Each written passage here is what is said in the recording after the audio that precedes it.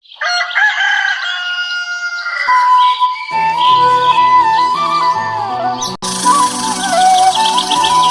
गांव में किशोर नाम का एक गरीब किसान रहता था। वह बड़ी ही मुश्किल से अपने लिए 2 वक्त का खाना जुटा पाता था।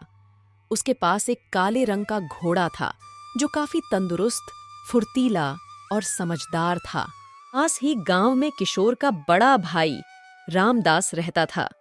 उसके पास कई घोड़ों का अस्तबल था, लेकिन फिर भी वह किशोर से जलता था क्योंकि किशोर के घोड़े जैसा एक भी घोड़ा उसके पास नहीं था। एक दिन किशोर अपने घोड़े पर चढ़कर अपने बड़े भाई रामदास से मिलने निकला।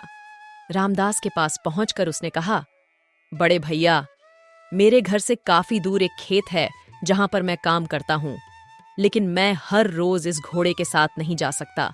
अगर आप मेरी एक छोटी सी सहायता करो तो आप इस घोड़े को करीब 1 महीने तक अपने पास रख लो।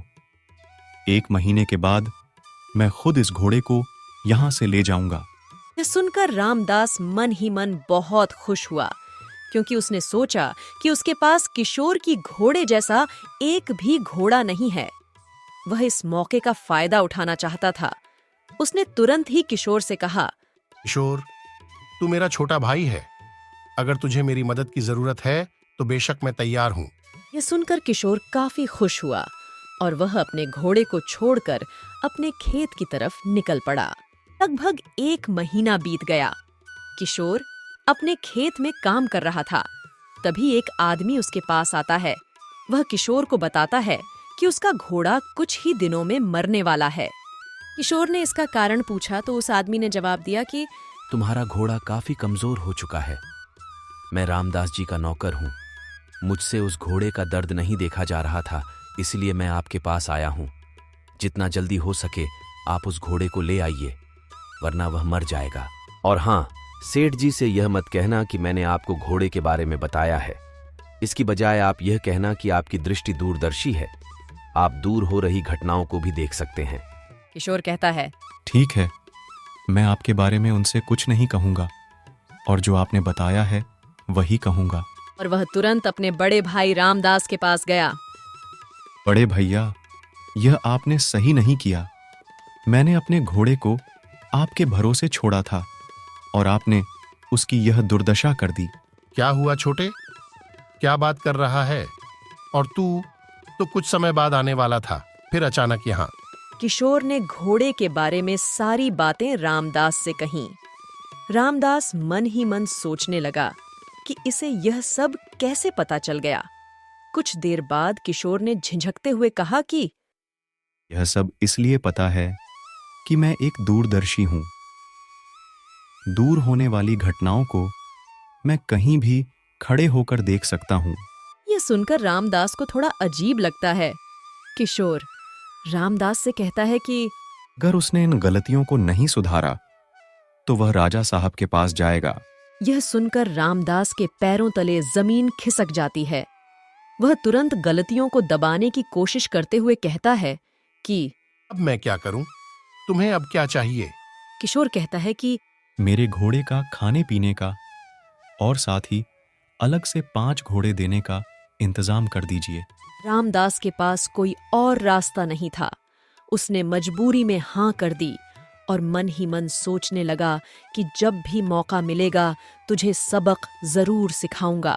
अगली सुबह राजा साहब के महल से एक कीमती उपहार चोरी हो जाता है, जिसकी वजह से राजा साहब काफी परेशान हो जाते हैं। वे अपने सैनिकों से पूरे राज्य में इस समाचार को फैलाने के लिए कहते हैं और साथ ही कहते हैं कि अगर कोई इस उपहार को खोज लेता है तो हमारी तरफ से उसे ढेर सारी मुद्राएं, 10 घोड़े और एक मकान दिया जाएगा। रामदास जब इस समाचार को सुनता है तो वह तुरंत राजा साहब को अपने छोटे भाई किशोर के बारे में बताता है कि अर्थात वह दूर होने वाली घटनाओं को भी देख सकता है। यह सुनकर राजा साहब की जान में जान आती है और वह तुरंत किशोर को राजमहल बुलवाने का आदेश देते हैं। किशोर को राजमहल ले जाया जाता है, लेकिन अभी तक किशोर को इसके बारे में बिल्कुल भी भनक नहीं होती है। जब उससे इसके बारे में पूछा जाता है तो वह तुरंत समझ जाता है कि उसके बड़े भाई रामदास ने राजा साहब को इसके बारे में बताया है। किशोर बड़ी मुसीबत में फंस जाता है क्योंकि वह वास्तव में दूरदर्शी नहीं था। राजा साहब कहते हैं कि अगर आप हमारे उस कीमती उपहार को ढूंढ कर लाते हो तो हम आपको ढेर सारी उपहार भेंट करेंगे, लेकिन अगर आप कामयाब नहीं हुए तो हम आपको जिंदगी भर के लिए कारावास में डाल देंगे। किशोर कुछ समय के लिए दुविधा में पड़ जाता है, लेकिन अपनी समझदारी से फैसला करते हुए कहता है, राजा साहब, आपके उत्तर में जो खंडहर है उसमें मुझे रात भर ध्यान करने दीजिए, लेकिन एक बात ध्यान रहे, पूरी रात उस खंडार में कोई भी प्रवेश ना कर पाए, क्योंकि इससे मेरा ध्यान भंग हो जाएगा। राजा साहब किशोर की बात से सहमत होते हैं और पूरे राज्य में इस समाचार को फैला देते हैं कि उत्तर की तरफ जो खंडहर है उसमें आज रात से सुबह तक कोई भी नहीं जाएगा। शाम होती है, किशोर को उस खंडहर में छोड़ दिया जाता है। किशोर को इस बात का भरोसा रहता है कि चोर उसके पास जरूर आएगा। किशोर उस खंडहर में टहल ही रहा होता है कि कुछ समय बाद एक चोर किशोर के सामने आ खड़ा होता है और उससे विनती करने लगता है कि ही चोर हूं, कृपया मुझे राजा साहब के हवाले मत करना, चाहो तो इस कीमती उपहार को भी रख लो।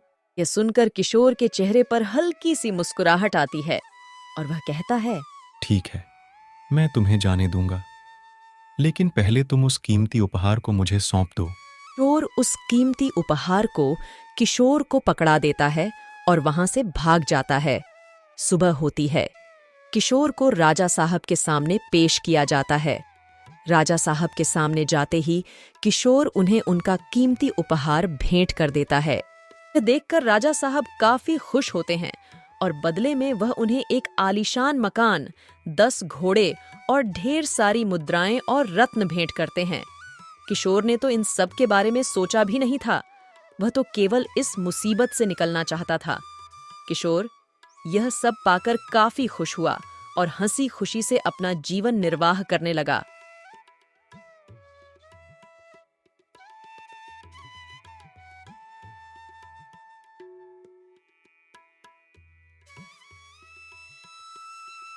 नामक गांव में एक बूढ़ा और उसकी पत्नी गांव में अपनी छोटी सी झोपड़ी बनाकर रहा करते थे। दोनों बहुत ही बूढ़े हो चुके थे, लेकिन बूढ़ा बाबा बहुत ही घमंडी था, वहीं बूढ़ी अम्मा बहुत ही दयालु थीं। एक दिन बूढ़ा जंगल में जाता है। अरे वाह वाह, कितने सुंदर फल हैं, वाह, मेरा मन तो ललचा ही गया इन सुंदर सुंदर फलों को देखकर। भूख भी बहुत तेज लगी है। हाँ, चलो इन्हीं फलों को खाया जाए। अरे वाह।